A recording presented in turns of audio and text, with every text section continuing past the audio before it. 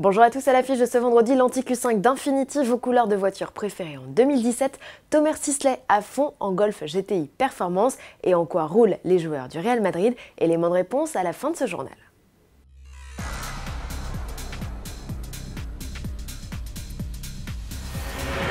Infiniti dégaine sa nouveauté du salon de Los Angeles. Le 29 novembre prochain, le constructeur nippon offrira au QX50 son premier bain de foule.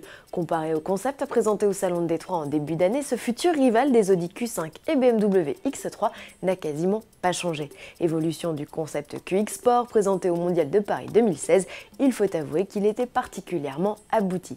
Si Infiniti n'a publié qu'une photo de son nouveau SUV, il s'étale en revanche un peu plus sur sa motorisation.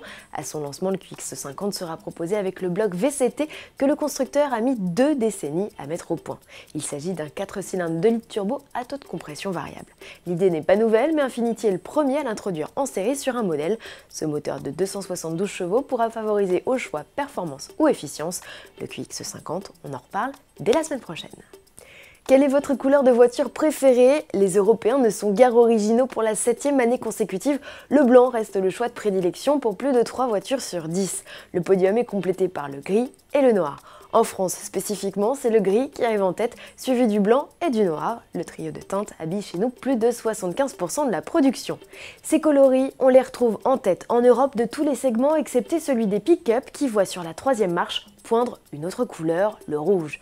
Heureusement, d'après le rapport de la société américaine PPG spécialisée dans le développement et la distribution de peinture, le bleu devient la couleur montante des nuanciers. C'est même devenu en Europe la 4e alternative chez les acheteurs de compacts et de berlines et l'une des options préférées chez les propriétaires de sportives, Aston Martin, Bentley et Lamborghini. À propos de sportives, savez-vous en quoi roulent les joueurs du Real Madrid ?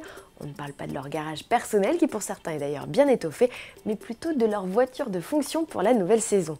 Audi, partenaire du club, vient de faire sa distribution de clés. Et selon les volontés de ses chers protégés, le Père Noël aux 4 anneaux a remis en grande majorité des Q7. C'est notamment le cas pour Gareth Bale et Lucas Zidane. Papa Zinedine, lui, a opté pour une RS6 Avant Performance, un choix similaire à Raphaël Varane. Karim Benzema a préféré miser sur une RS5 coupée et Cristiano Ronaldo sur une RS7 Sportback Performance, idéale pour les papapoules pressés. Enfin, la palme de l'originalité revient à Sergio Ramos, le seul à être reparti au volant d'une biplace, une R8 VD Spider blanche. On se quitte sur les chapeaux de roue avec une vidéo de l'acteur Thomas Sisley en Golf GTI Performance.